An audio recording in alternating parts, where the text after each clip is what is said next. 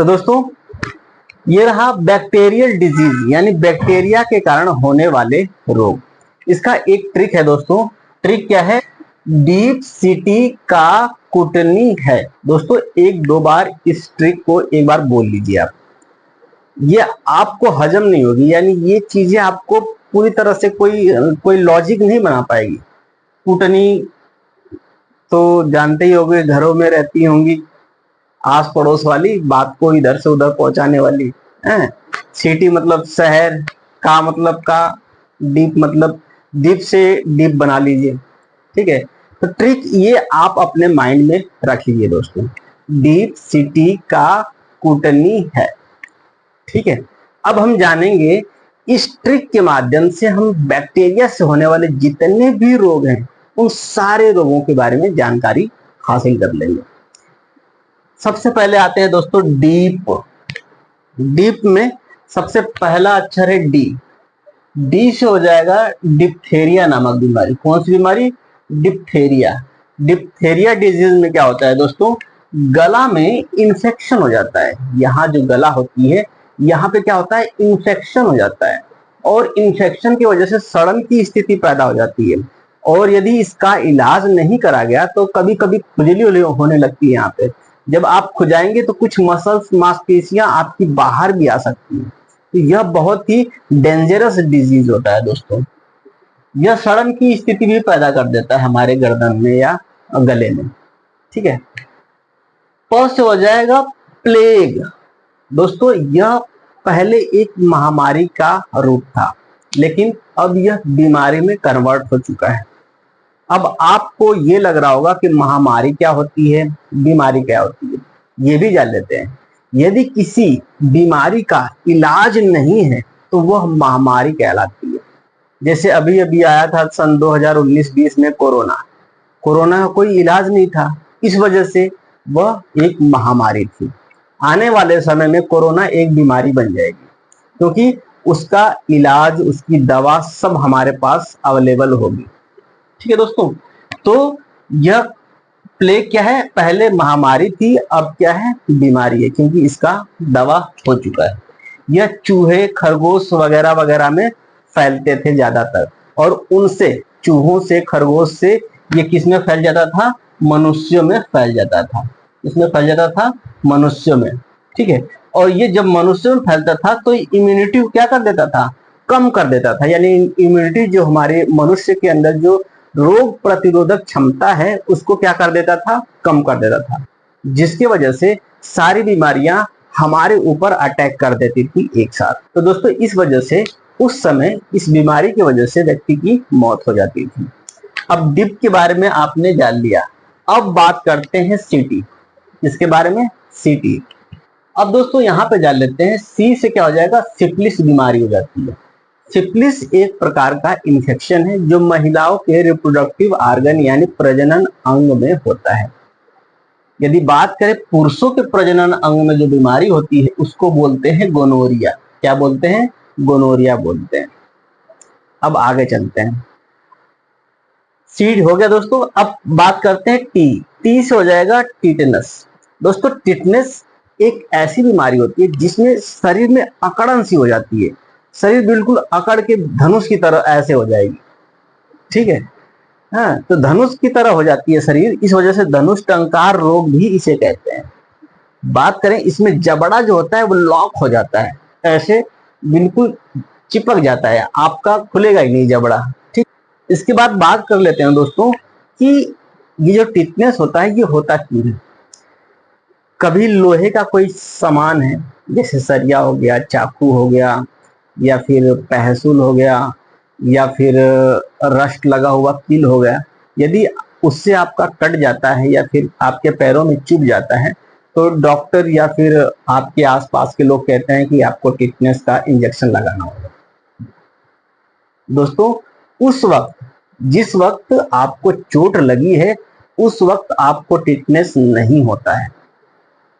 इस वजह से रोग से पहले जो दवा दी जाती है उससे क्या कहते हैं? वैक्सीन बोलते हैं। क्या बोलते हैं?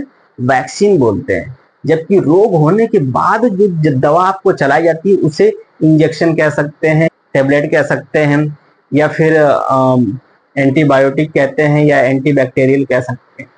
लेकिन यदि रोग होने से पहले आपको कोई दवा दी जा रही है तो वो क्या कहलाती है? वैक्सीन कहलाती है। तो आप जो टिटनेस का दवा लेते हैं, इंजेक्शन लेते हैं, वो क्या होता है? वैक्सीन होता है, क्योंकि टिटनेस रोग होने से पहले वो आपके अंदर इंसर्ट करा जाता है। ठीक है, तो ये क्या होता है? वैक्सीन होता है दोस्तों, वैक्सीन लगाया जाता है। बात करें इसमें दिक्कत क्या होती है?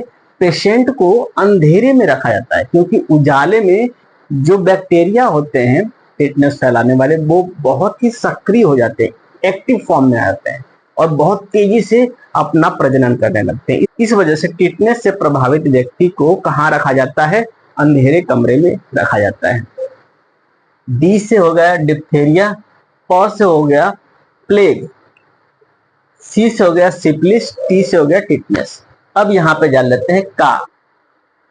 अब का से हो जाएगा काली खांसी, जिसे इंग्लिश में पर्ट्यूसिस भी बोलते हैं। काली खांसी में क्या होता है दोस्तों? जो व्यक्ति प्रभावित होता है काली खांसी, वो बहुत जोर जोर से खांसने लगता है।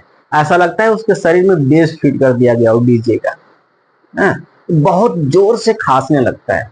हालांकि यह क्या होता है? बच्चों में और बूढ़ों में ज्यादा होता है, क्योंकि जो जवान होते हैं उनके अंदर लंग में इतना पावर होता है कि वो जो बलगम होता है, बैक्टीरिया होता है, उसको बाहर निकाल सकते हैं खखार के। ठीक है, लेकिन बूढ़े और बच्चे ऐसा नहीं कर पाते। तो ज्यादातर इम्पैक्ट इसका किस पे पड़ता है? बच्चों पे और बूढ़ों पे। इसके इलाज के लिए DPT का टीका लगाया जाता है।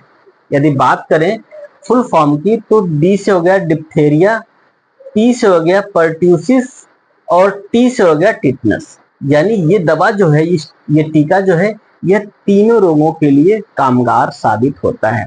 यह एक प्रकार का टीका है जो रोग होने से पहले लगाया जाता है व्यक्ति या बच्चों में। ठीक है, तो आपने जान लिया काली खांसी के बारे में। अब हम चलते हैं कू से होता है कुष्ठ रोग। कुष्ठ रोग में क्या होता है दोस्तों? कि जो हड्डियां होती हैं वो जाम हो जाती हैं। आपने देखा होगा जिसको कुष्ठ रोग होता है, वो ऐसे होकर के, ऐसे बिल्कुल ऐसे जैसे हो गया है वैसे ही पड़ा रहना चाहता है, वो हिलना डुलना नहीं चाहता। यदि हिलेगा डुलेगा तो उसकी हड्डियां दर्द करने लगती हैं। ये रोग जो होता है दोस्तों बहुत ही खराब होता है, क्योंकि इसमें आदमी एक स्थान से दूसरे स्थान तक जा ही नहीं सकता, न खड़ा हो सकता है, न ढंग से बैठ सकता है। तो यदि कोई आदमी लेटा पड़ा है आपके परिवार में, तो आपकी मम्मी कहती है एकदम कोढ़ी हवे का है, यानी वो न उठ सकता है, न बैठ सकता है, लेटा ही रहता है। तो यह एक एग्जाम्पल है। तो कोढ़ी या कुष्ठ रोग बात एक ही है। ठीक है, तो कुष्ठ रोग में क्या होती है? हड्डियां जाम होती है, चलने में समस्या होती है, बैठने में समस्या होती है, उठने में समस्या होती है, ये सारी दिक्कतें होती हैं। यदि बात करें इसकी दवा की, तो MDT दवा इसको दिया जाता है। मल्टी ड्रग ट्रीटमेंट इसका फुल फॉर्म होता है। जान लिया दोस्तों।